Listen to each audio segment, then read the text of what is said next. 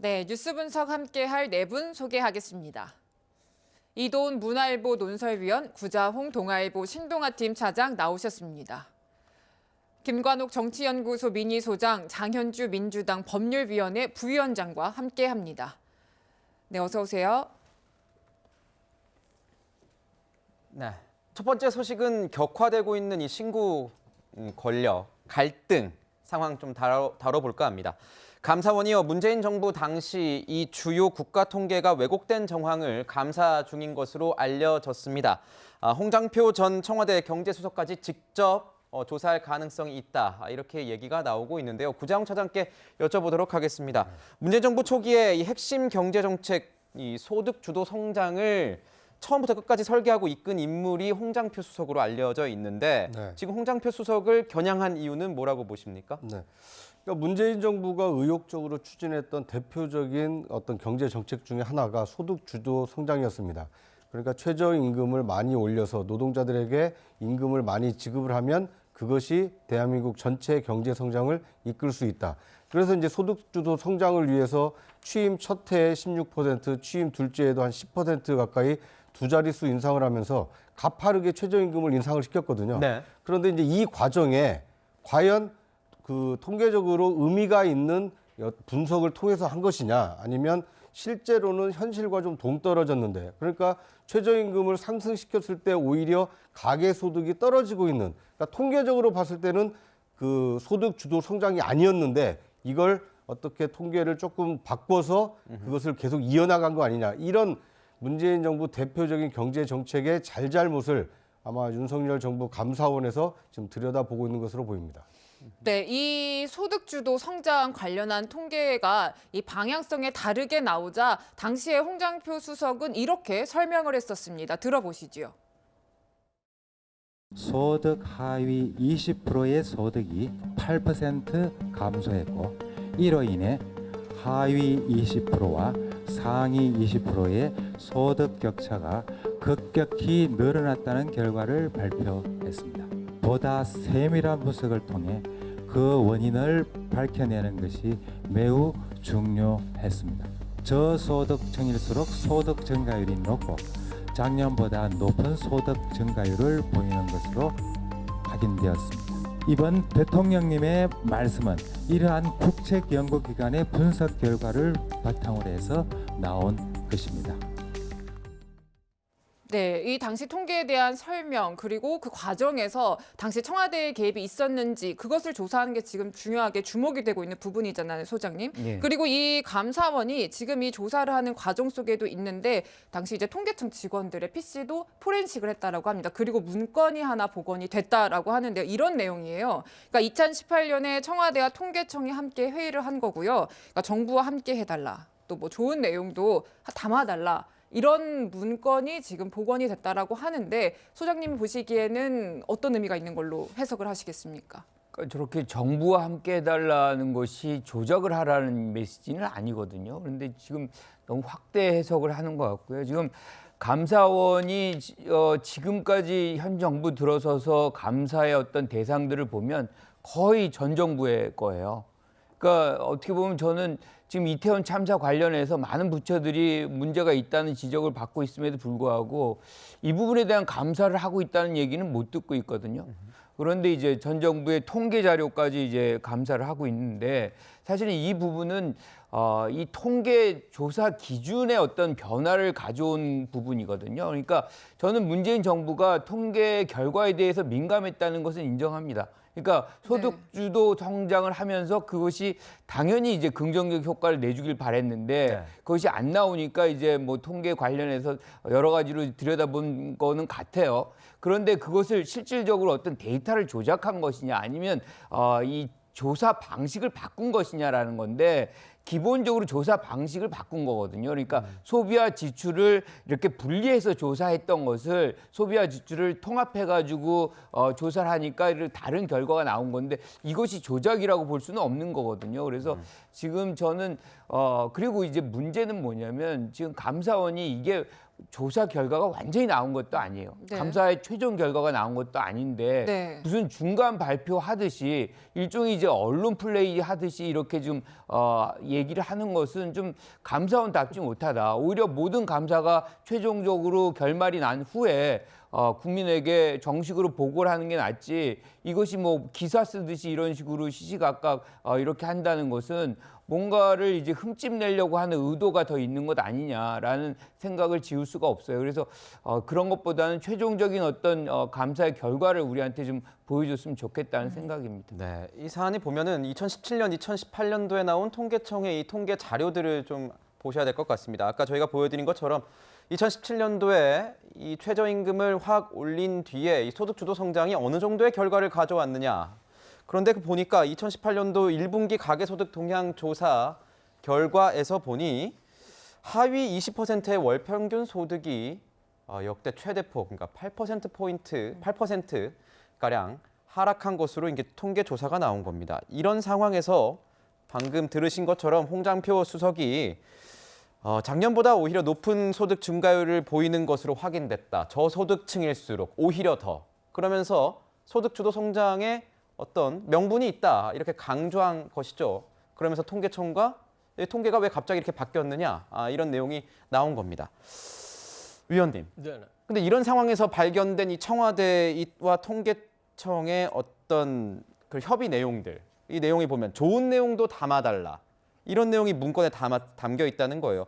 통계청 관계자들이 봤을 때는 뭐 일정 부분 외압이 될 수도 있다. 외압적 성격으로 읽힐 수도 있다. 이런 지적들이 나오는데 어떻게 보십니까? 우선 왜 통계가 문제가 됐고 왜 조작이 필요했는지 제가 좀 설명을 드리겠습니다. 이제 홍장표 같은 사람이 이제 책상에 앉아가지고 계산한 건 뭐냐면은 올해 이제 최저임금 16% 올리니까 가장 그 소득 그 하위군에서 소득이 한 16% 정도 늘겠구나 하고 이제 딱 조사를 기다렸는데 웬걸 8%가 떨어졌어요. 왜 그랬을까요? 책상머리에 앉아가지고 최저임금 16% 오르면 소득 16% 올라야 되잖아요. 현장에서는 그렇게 작동하지 않아요.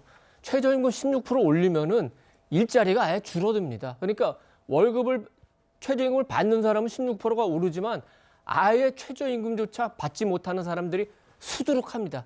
그래서 전반적으로 떨어진 거예요. 근데 저 성적표를 받았으면은 그거를 인정을 해야 될 거 아니에요. 역시 말이 원래 마차를 끄는 건데 마차도 말을 끌을 수 있을 걸로 생각을 했는데 마차가 말을 못 끈다는 거야?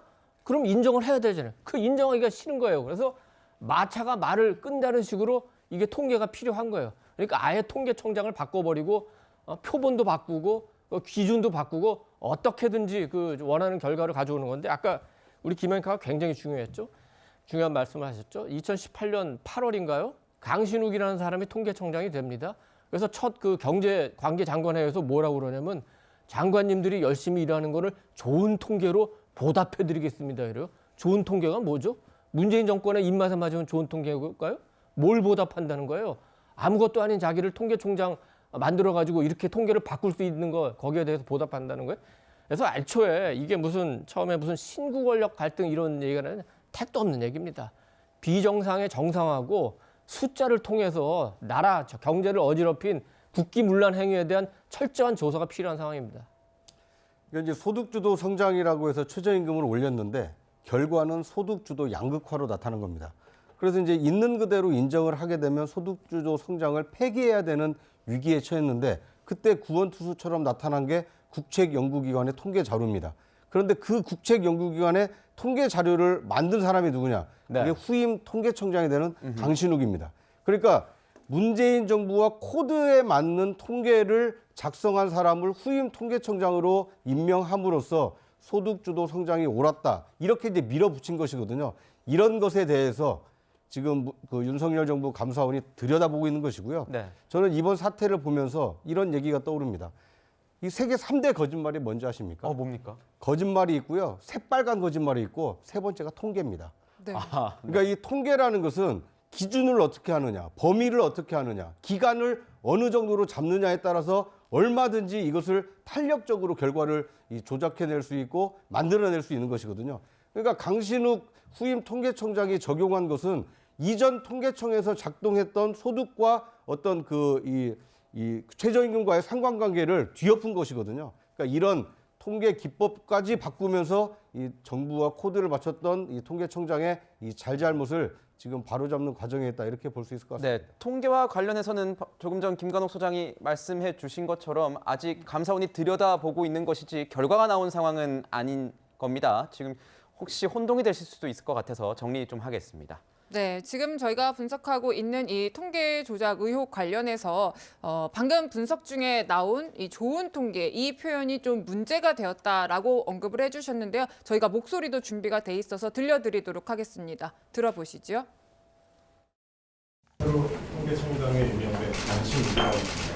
장관님들 정책의 좋은 통계 말씀드리도록 하겠습니다. 매우 독립적이고 객관적이어야 되기 때문에 결국 보답하겠다라는 것은 통계를 뭐 소위 코드 통계 뭐 이런 것을 통해서 이 보은 통계하겠다는 것 아닌가. 네, 당시 이제 강신욱 통계청장의 발언 그리고 비판까지 저희가 모아서 들려드렸고요. 사실 그 임명 과정에서 여러 가지 뒷말이 있었지 않습니까, 변호사님? 그 전임 황수경 통계청장 교체 과정에서는 이제 그렇게 말을 잘 들었던 편은 아니다라고 또 공개적으로 언급을 하기도 하면서 여러 가지 말이 나왔는데요. 그렇습니다. 당시 이제 황수경 청장에서 광신욱 청장으로 교체되는 때에 말씀 주신 것처럼 경질성이 아니냐라는 뭐 얘기들도 많았고요. 당시에 이제 야권이었던 당시 이제 국민의힘 쪽에서는 많은 의혹을 제기했던 것도 사실입니다. 네. 사실 근데 저런 부분 같은 경우는 이제 뭐 감사원에서 감사를 하고 있으니까 결과가 나와봐야지 아는 것이겠지만요. 우리가 여기서 중요한 것은 소득주도 성장이라는 이 정책의 성공이냐 실패냐의 여부는 사실 정책 판단의 영역이기 때문에 그 부분은 정치적인 또 심판을 받을 영역입니다. 국민들께서 성공이었는지 실패였는지 또 판단을 주실 것이고 그 부분은 계속해서 앞으로도 그 판단이라든지 평가가 있을 것으로 예상이 됩니다. 그런데 소득주도 성장이라는 그런 정책적인 것에 대해서 또는 그것과 맞물려서 통계 부분이 왜곡되었는지 이런 부분에 대한 판단을 단순히 정책 판단이 실패이냐 성공이냐의 판단이 아니라 사법적인 잣대를 들이대고 이제 감사원에서 감사를 들이대서 적법했느냐 불법했느냐를 바라보는 것은 기준 자체가 완전히 다릅니다. 그러면 결국에는 통계를 왜곡했거나 통계 부분에서 잘못된 부분이 있다라고 한다면 불법적인 요소가 있어야 된다는 것인데요. 단순히 통계 판단을 하면서 할 수 있는 범주 내에서 재량상 판단을 한 것을 넘어서서 정말 왜곡을 했거나 조작을 했거나 이런 부분들까지도 파악을 해내는 것은 굉장히 어려울 것 같고 당시에 통계청에서 정말 고의를 가지고 잘못된 통계를 왜곡했을 가능성까지 과연 있을 것인지에 대해서는 저는 개인적으로 회의적으로 판단을 하거든요. 당시 통계청에서 근무했던 공무원들도 나름대로 열심히 자신의 임무를 수행했을 것인데 그것을 지금 사후적으로 들여다봐서 왜곡이고 불법이었다라고 잣대를 들이댄다고 하면 지금 현재 또 통계청에서 근무하시는 공무원들도 굉장히 걱정이 되실 것 같습니다. 본인들의 업무에 대해서 과연 공무원들이 어느 정도까지 재량을 가지고 일을 할 수 있을 것인지 앞으로 그러면 적극적인 행정은 더 이상 못하고 소극적인 행정만 해야 되는 것인지에 대해서 공무원들이 많은 지금 동요가 있지는 않을까라는 생각이 들기 때문에 감사원의 지금 전 정부를 파헤치는 이런 감사 지점에서 앞으로 국정 운영을 하셔야 되는 윤석열 대통령 입장에서도 이런 감사원의 확대적인 그 감사 정책 자체가 과연 국가를 위해서 맞는 방향인지는 다시 한번 생각해 봐야 될 것 같습니다. 네. 지금 논란이 더 거세지고 있는 건 당시 상황을 돌이켜보니 그때 이 후임 전임 통계청장들이 했던 말들이 다시 읽혀지는 겁니다. 당시에 황수경 전 청장은 제가 그렇게 말을 잘 들었던 편은 아니었다 이렇게 얘기를 했고 강신욱 청장 같은 경우에는 좋은 통계 만들어서 정책에 보답하겠다. 이것에 뭔가 의미가 지금 부여되고 있는 것이죠. 황수경 전 청장 취임 13개월 만에 갑자기 강신욱 전 청장으로 바뀌게 되었습니다. 그래서 문책성 아니냐 이런 얘기가 나오기도 했는데요. 정치권에서 이런 얘기도 나왔었습니다. 들어보시죠.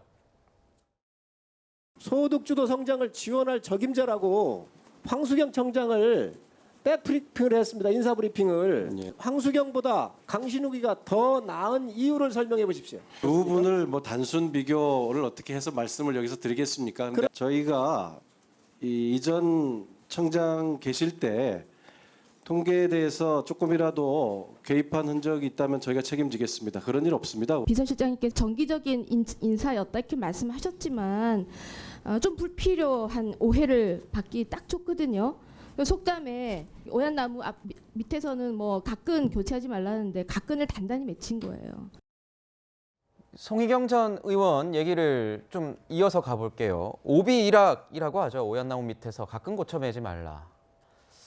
자, 지금 보니까 학현파라는 게 있는데 홍장표 전 수석이랑 강신욱 전 청장 모두 이 서울대 변형윤 교수의 이 학현학파 모임 멤버로 알려져 있어서 혹시 이게 오비 일학처럼 뭔가 있었던 것 아니냐 이런 얘기도 나오는데 위원님 뭐 그렇게 저희가 의심을 해도 되는 건가요? 어떻게 보세요? 그러니까 우선 뭐 학현학파가 무엇인지 좀 알아야 되겠죠. 우리가 이제 고도 성장기 1970년대 80년대 우리나라 고도 성장기의 경제를 이끈 이제 주역이라고 할까요? 그때는 이제 정부가 주도하는 경우가 많았고 정부 그 경제 담당자 가운데 상당수는 이제 미국이라든지 이런 선진국에서 유학을 하고 돌아와서 선진국의 경제 정책을 이제 우리나라에 적용해서 경제 성장을 이끈 사람입니다. 반면에 이제 그 변형윤 교수가 이끄는 학현학파는 서울대 경제학과 그 박사들인데 서울대에서 그 박사 이제 우리가 굳이 표현하자면 이제 국내파들이죠. 고도 성장기에는 우리가 앞만 보고 달리고 성장 위주로 했기 때문에 변형윤 교수가 주장했던 그 어떤 분배의 정책 이런 게 굉장히 중요하고 나름대로의 균형추의 역할을 하는 측면은 있었어요. 그러나 네. 어쨌든 이 나라의 그 기적적인 경제 성장을 이끈 거는 외국에서 공부하고 왔던 그 박사들이 이끈 거는 틀림없는 사실입니다. 지금 시대가 많이 바뀌어가지고 그 이제 1988년 그 노태우 대통령 당선 이후에는 변형윤 교수 등이 얘기했던 어떤 복지라든지 분배라는 측면들이 헌법이나 그리고 실제 정책에도 많이 반영되면서 현재로서는 이제 그 효용성이 다 했다고 봐야 돼요. 오히려 지금은 저성장을 걱정해야 되고 경제를 어떻게 더 많이 키우고 발전시키는지 성장하고 발전시키는지 이제 그 종합적인 그 문제가 돼 있어요. 근데 지금 그 학현파가 꾸준히 이제 이어오다가 지금 이제 홍장표 그 경제수석도 그렇습니다만 강신욱 그 통계청장도 서울대 경제학 박사 그 학현학파예요. 그리고 저 비슷한 시절에 그 원승현 금융감독원 부원장이라든지 장지상 그 산업연구원장 네. 이런 분들이 굉장히 많이 그 활동을 그 했었어요. 그리고 김상조 그 경제수석도 학현학파와 굉장히 그 유대 관계가 높다고 봅니다. 근데 이분들이 본인의 그 주장을 어떤 이제 학문적으로 주장할 수는 있지만 경제를 담당하게 되고 또 담당하는데 본인의 이론이 현실과 안 맞는다고 그러면 현실과 안 맞는 이론을 바꿔야 되는데 현실을 바꾸겠다? 네. 대단히 무모한 시도죠. 그래서 그런 점은 그 비판받아야 되고 학현학파 전체가 그렇다는 건 아닙니다. 그렇지만 이 경우에는 그 홍장표 수석, 그다음에 강신욱 청장 상당히 의심할 만하고 우리 장 변호사님이 잘 말씀하셨지만 지금 굉장히 의심이 돼요. 사실 그래서 2018년에 당시에 이 문제가 있을 때 저희가 그 논설위원실에서 굉장히 회의를 많이 했었어요. 네. 이 문제 사설도 많이 쓰고 숫자 갖고 장난하면 안 된다. 통계 장난치고 여론조사 장난치면은 정책의 방향이 잘못되고 그럼 나라가 잘못되는 거다. 그때는 뭐 언론이 뭐라고 하든 야당이 뭐라고 하든 힘이 없으니까 이제 넘어갔죠. 이제 와서 이제 비정상의 정상화를 하는 걸로 저는 봅니다. 학파 얘기까지 나온 거 보니까 굉장히 이제 프레임이 구성되는 이런 느낌을 받아요. 그렇다 그러면 뭐 우리나라에 뭐 이 학현학파만 있는 것도 아니고 서강학파도 있고 뭐 경제학파들이 여럿 있잖아요. 사실상 뭐 성장 위주냐 뭐 이렇게 분배 위주냐의 그런 어떤 차이를 지금 얘기하고 있는데 여기에서 이 얘기까지 나올 필요성이 있는 것인가? 예컨대 이 같은 학파에서 그런 어떤 인연으로 해가지고 조작을 하고 어떤 방향성으로 통계 수치를 해달라고 얘기를 했다면 그 학파 얘기까지 다 나올 필요가 있겠지만 그렇지 않다 그러면 이렇게까지 다 프레임을 구성해서 이분들에 대한 어떤 방향성이 잘못된 것처럼 얘기하는 것은 저는 적절치 않다라고 생각을 해요. 일단은 기본적으로 우리가 여기서 이제 천착해야 되는 부분은 이 감사원이 얘기하고 싶은 거는 여기에 의도적으로 뭔가 조작이 있었느냐는 거거든요. 우리 아까 장 변호사 잘 얘기했지만 사실 조작을 하기 위해서는 데이터를 선별적으로 관리를 하든가 그거를 모집을 해야 돼요. 그렇게 해서 뭔가 의도되는 방향대로 이런 결과를 만들어내는 그런 통계 처리를 해야 되는데 그게 굉장히 어렵습니다. 그리고 그거를 하려면 거기에 관련된 사람들은 다 알 수밖에 없어요. 우리도 이제 뭐 통계 처리해서 논문 쓰고 이러면 의도적인 부분들이 만들어지면 결과적으로 그 결과가 다 허물어집니다. 그래서 실질적으로 이렇게 의도성을 갖고 데이터를 조작하는 것이 쉽지 않아요. 그래서 감사원이 정확하게 이제 조사를 해봐야 되는 것이고, 이렇게 조사가 완벽하게 이루어지지 않은 상황에서 의혹 제기하는 식의 어떤 무책임한 발표는 감사원의 어떤 일은 아니지 않나, 뭔가 정확한 결과를 갖고서 얘기하는 것이 필요하다, 이렇게 생각합니다. 네, 이 소득 관련 통계뿐만 아니라 부동산 통계 부분도 논란의 영역에 들어왔습니다. 예, 문재인 정부 때 집값 많이 올랐는데 당시에도 민간 통계와 어떤 국가 통계 간에 좀 차이가 있다라는 그런 얘기들은 좀 있었거든요. 이번에 감사원에서 이런 맥락 속에서 국토부도 좀 들여다보는 모양이에요, 차장님. 네. 그러니까 저는 이번 논란이 그 불필요한 논란이 아니라 이 대한민국 이 국가 정책을 운영하는데 뒷받침되는 근거 자료가 되는 통계의 중요성을 일깨우는 아주 소중한 기회가 될 수 있다라고 생각을 합니다. 이제 이건 뭐 감사원 결과가 끝나봐야 이 그 잘잘못을 판단할 수 있겠습니다만, 지금 제기된 의혹만 놓고 보면 첫째는 소득주도 성장에 어떤 부작용이 있었음에도 불구하고 그 소득주도 성장 정책을 이어가기 위해서 약간의 기준을 바꾼 통계 왜곡이 있지 않았느냐, 이것이 첫 번째 의혹이고요. 두 번째는 문재인 정부의 대표적인 실정 중에 하나가 부동산 정책인데, 그렇게 잘못된 부동산 정책을 일관되게 이끌고 간 이유가 뭐냐? 이것은 잘못된 통계를 기반으로 해서 부동산 정책을 썼기 때문 아니냐? 이것에 대해서 지금 다시 들여다보고 있는 것이거든요. 저는 문재인 정부의 대표적 실정인 이 부동산 정책이 정말 통계 왜곡, 통계 조작에서 비롯됐다면 그것과 관련돼 있는 공무원들은 엄중 처벌해야 된다고 생각합니다. 왜 우리가 국가 공무원에 대해서 신분을 보장하고 처우를 갈수록 높여줍니까? 정권이 어떻게 되든 대통령이 누구든 상관없이 나라 일을 하는 사람이기 때문에 자신의 양심에 따라서 공직 임무를 수행해달라, 이렇게 얘기를 하고 있는데, 통계청장이 바뀌었다고, 국토교통부 장관이 바뀌었다고 거기에 맞춤형 통계를 누군가가 만약에 제시를 해줬다면 그 사람은 장관을 속인 것이 아니라 결과적으로는 국민을 속인 것이 되기 때문에, 저는 이번 감사에서 그러니까 잘잘못이 없는 잘못을 만들어내라는 것이 아니고 실제로 잘 따져봐서 그러니까 해서는 안 되는 통계 왜곡 또는 통계 조작이 있었는지 밝혀내는 것이 필요하다, 이렇게 생각을 합니다. 네. 네. 감사원에서도 뭐 국토부 이 주택토지실 실국장급에 대해서 대면 조사와 함께 소환 조사도 진행할 예정인 것으로 현재 얘기가 나오고 있습니다. 원희룡 국토부 장관 같은 경우에는 통계 조작 의혹을 거론하면서 전 국민의 이 잘못된 부동산 이 정책의 희생양이 전 국민이 되었다, 이렇게 비판도 했습니다. 그러면서 이 통계 조작은 국정농단이다, 이런 글도 올렸는데요. 위원님, 어떻게 보셨습니까? 제가 그 통계가 조작되는 거는 뭐 엄청나게 그 심각한 범죄고, 왜곡만 되더라도 얼마나 심각한 영향을 미치는지 제가 설명을 드리겠습니다. 문재인 정권 대표적으로 실패한 정책이 이제 그 부동산 정책이죠.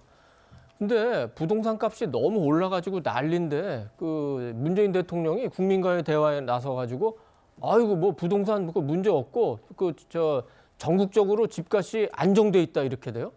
근데 문제가 뭐냐면은 집값이라는 게 문제는 양극화돼 있다는 거예요. 서울하고 경기 수도권은 굉장히 오르고 공급이 없고, 근데 지방은 집은 남아도는데 수요가 없고, 근데 그거를 평균 내 가지고 집값이 문제가 없다는 거예요. 서울은 너무 올라서 문제고 지방은 너무 떨어져서 문제인데 네. 그거를 평균을 내 가지고 아이고 전국 평균 뭐 오르지도 않고 안정적이니까 문제 없다. 이게 대표적인 그 통계 왜곡이고, 또 하나의 통계 왜곡, 아까 원희룡 장관이 말한 그 국토부나 이런 데서 어떻게 통계가 왜곡되느냐. 우리가 이제 통계를 낼 때 전국의 모든 집, 뭐 예를 들어서 그게 뭐 2천만 채든 3천만 채 다 전수조사할 수는 없지 않습니까? 네. 표본을 만들어요. 그래서 있죠. 그거 갖고 하는데, 어느 날 지금 문재인 정권에서는 표본이라는 게 거래가 되는 아파트나 주택을 대상으로 해야 되는 거 아닙니까? 생전 팔리지도 않는 저 어디 그 골짜기에 있는 그 반지하 주택, 이런 거를 그 표본에 넣어요. 거래가 안 되죠. 거래가 안 되니까 오를 수가 없는 거죠. 그러니까 현장에서는 50%가 올랐다, 100%가 올랐다 그러는데 국토부 장관이라는 사람은 11%가 올랐다 이러니까 그걸 보는 국민들이 정말 기가 막힌 거죠. 조작이 없었을 수는 있어요. 그러나 심각하게 왜곡된 거고, 그 왜곡으로 인해서 우리 서민들이 특히 굉장히 큰 고통을 받았던 거죠. 네, 이 통계 조작 의혹 관련해서는 감사원에서 아주 철저한 감사가 있어야 할 걸로 보이고요.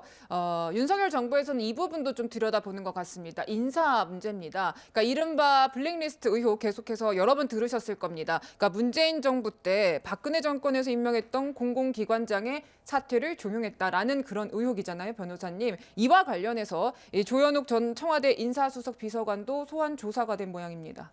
그렇습니다. 이제 문재인 정부의 이제 초기에 인사수석을 담당했던 조현욱 인사비서관이 검찰에 소환돼서 조사를 받은 것으로 지금 보도가 되고 있는데요. 결국 이제 블랙리스트 의혹이라고 보면 될 것 같습니다. 전 정부에 임명됐던 사람들의 사퇴를 종용했다라는 것인데요. 사실 이 부분과 관련해서는 계속해서 정권 교체기마다 발생하는 좀 논란이거든요. 특히 지금도 현재 전현희 권익위원장이나 뭐 한상혁 방통위원장 같은 경우에는 문재인 정부에서 임명된 사람이라는 이유로 지금 대통령 업무보고에서도 서면보고로 대체가 된다든지 좀 이런 식으로 좀 배제되고 있는 부분들이 있거든요. 그렇기 때문에 지금 전현희 위원장 같은 경우는 또 최근 언론에 나와서 인터뷰를 한 것이 내년 신년 새해 보고에서도 업무보고에서 권익위와 방통위는 서면보고로 대체한다라는 공문을 받았다라고 하더라고요. 네. 그런 부분을 봤을 때는 분명히 지금 현재 정부에서도 전 정부에서 임명된 위원장들에 대해서 압력을 행사하거나 또 사퇴를 종용하는 또 어떤 그런 몸짓들을 하고 있는데 사실 이런 부분도 크게 본다면 결국 블랙리스트 의혹에서 벗어나긴 어렵습니다. 결국 이것은 정권 교체기마다 반복되는 것이기 때문에 국회에서 또는 정치권에서 입법의 문제를 좀 해결을 해야 되는 것이지 네. 이것을 블랙리스트 의혹이라고 해서 이게 검찰에서 소환해서 수사를 하기 시작한다고 하게 되면 사실 정권이 교체될 때마다 계속해서 이런 검찰 수사는 반복될 것인데 과연 이게 국가의 우리 전체의 어떤 국익을 놓고 봐서도 과연 이런 모습들이 국가를 위해서 무슨 도움이 되나라는 의문들이 있거든요. 그렇기 때문에 현 정부가 되었던 지난 정부가 되었던 이런 부분에 대해서 정권 교체기에 그 전 정부에서 임명했던 사람들을 어떻게 처리할 것인지는 이제 입법적으로 좀 매듭지을 때가 된 게 아닌가라는 생각이 듭니다. 소장님께도 여쭤보고 싶은 게 이런 겁니다. 요즘 보면 뭐 서해 공무원 피격 사건, 그다음에 탈북어민 북송 사건, 뭐 풍산개 파양 논란, 거기에 이번에 통계 조작 의혹에 대한 감사원의 감사까지. 뭔가 신구 권력이 계속 이렇게 충돌하는 모양새가 확전 양상을 보이고 있는데 이런 건 좀 어떻게 보십니까? 아니 문제가 심각한 문제가 있다면 당연히 들여다보고 해야 되겠죠. 그런데 지금 여러 가지 우리가 민생이 어렵잖아요. 고물가에 뭐 고금리에 실질적으로 성장 동력도 지금 잘 안 보이고 수출은 계속해서 무역 적자가 지금 8개월, 9개월째 나오고 있거든요. 그렇다 그러면 이런 문제에 좀 역량을 집중하는 것이 현 정부가 좀 해야 되는 부분 아닌가라는 생각인데 지나치게 과거 즉 문재인 정부의 어떤 문제점들을 들추는 데 힘을 모으고 있는 것 아닌가라는 생각을 해요.